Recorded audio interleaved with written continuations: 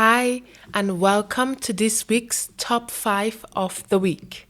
This Saturday, 15th May, is the UN's International Day of Families, and this year's theme is Families and New Technologies.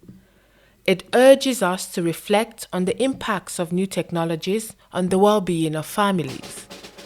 This is a great segue into my first recommendation for this week, which is a report on digital technologies and families with a focus on work-family balance.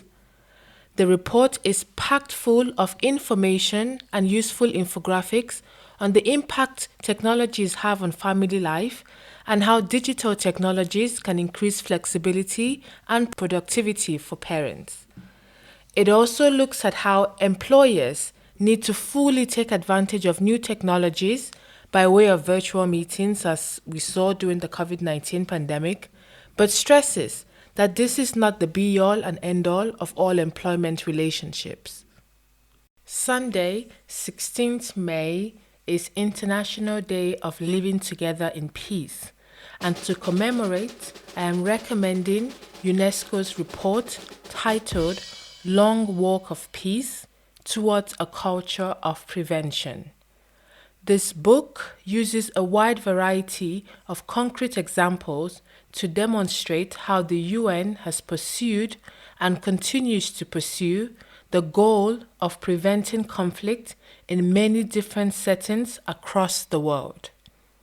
It places the evolving concept of peace in a historical perspective and highlights a number of pressing issues that would need to be addressed in order to shape a world where we all enjoy peace.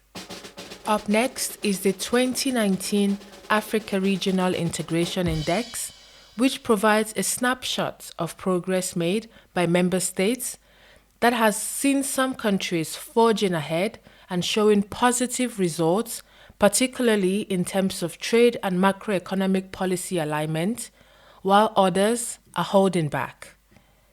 The index takes into account the dimensions of trade integration, productive integration, macroeconomic integration, infrastructural integration, and the free movement of people.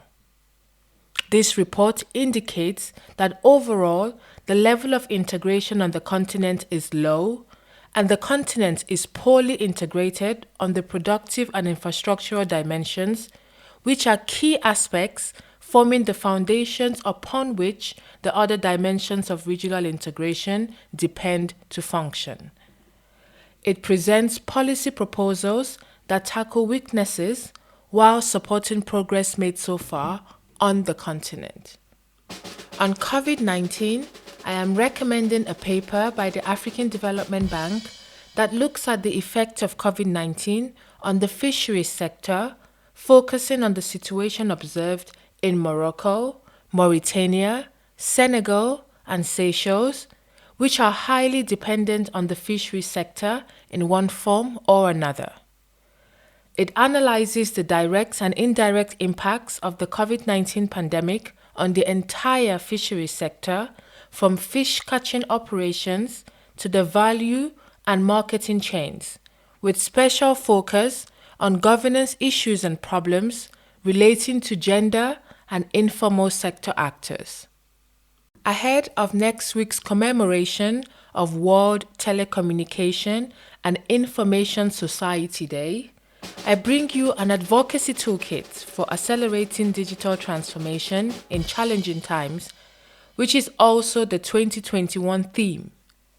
The toolkit, produced by the International Telecommunication Union, looks at the correlation between connecting the world and achieving the 2030 Agenda for Sustainable Development, and in particular SDG 9, which is build resilient infrastructure, promote inclusive and sustainable industrialization, and foster innovation.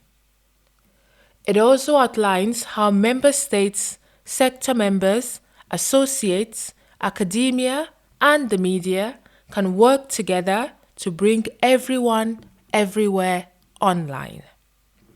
That is it from me. Have a very productive week, and until next time, stay safe, everyone.